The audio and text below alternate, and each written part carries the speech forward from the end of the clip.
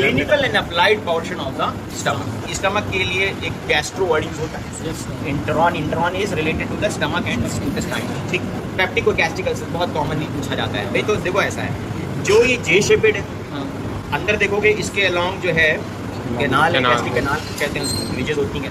तो gastric canal along the lesser curvature, इस area में ज़्यादा चांसेस होते हैं गैस्ट्रिक अल्सर्स के along the lesser curvature of the stomach. एक होता है ड्यूडेनल अल्सर, जिसको हम एक्चुअली पेप्टिक अल्सर के नाम से जानते हैं। पेप्टिक अल्सर्स का ज़्यादा फिक्स पॉइंट नहीं होता, it may even outside the stomach, duodenum में भी होता है, मीकल्स डायवर्टिकुलम में भी पाया जा सकता है ये।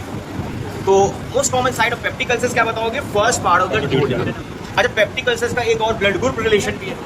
किस ब्लड ग्रुप में कॉमन है? Peptic ulcers are more common in blood group O, right?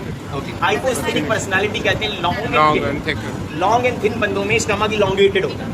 याद रखने के लिए बता रहे हैं, एक्चुअली पूछा जाता है हाइपोस्थेनिक एंड हाइपरस्थेनिक बंदे। पर्सनालिटी हाइपरस्थेनिक मींस रोग पर्सनालिटी, हैवी बिल्डअप, चौड़े बंदे। तो उसी तरह का स्टमक होगा। तो जो हाइपोस्थेनिक है उसमें लंबा सा स्टमक रहेगा, और जो हाइपरस्थेनिक है उसमें थोड़ा चौड़ा हो जाएगा, वाइडर हो जाएगा स्टमक, बड़ा हो जाएगा। इतने की बात है, जो कि इलॉन्गेट वर्टिकल रहेगा तो liquids along the lesser curvature. This is I am just helping you to remember कि पेप्टिक अल्सर किस में ज्यादा होते हैं, हाइपरस्थेनिक में या हाइपोस्थेनिक? हाइपो में होना चाहिए। और गैस्ट्रिक अल्सर किस में ज्यादा होते हैं?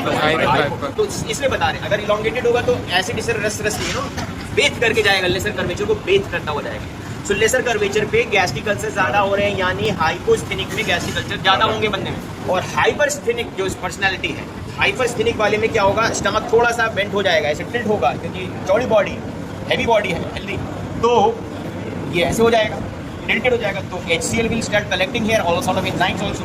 तो उन केसेस में डुओडेनम के first part and pyloric region में पेप्टिक अल्सर बनेंगे। Remember such personalities hyper active also.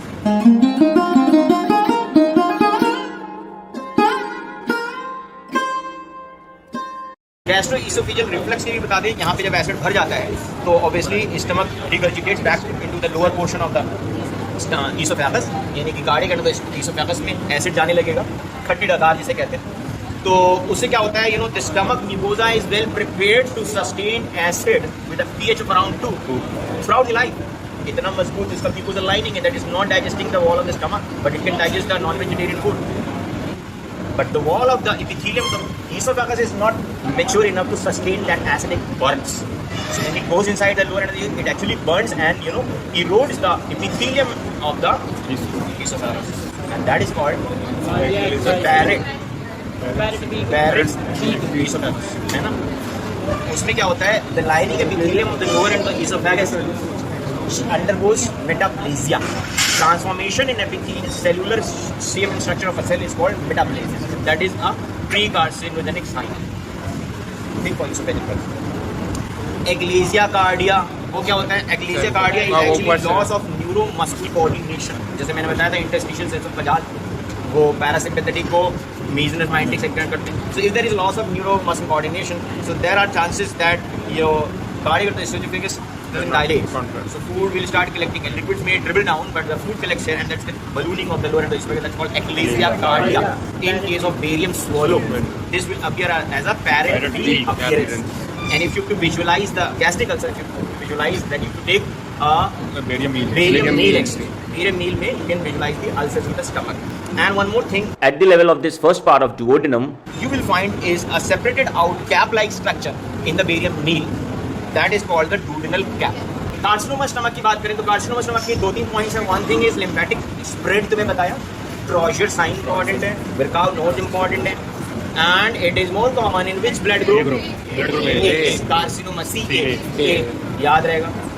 तो हमने बहुत कुछ कर लिया है, सारी चीज़ें भी गॉन थ्रू। एक चीज़ रह गई सबसे important, that is interior of the stomach, ये भी लिखना है, और वो हिस्टोलॉजी से भी रिलेवेंट है। तो अब हम इसका क्या करेंगे कि इसको इंसाइज करेंगे।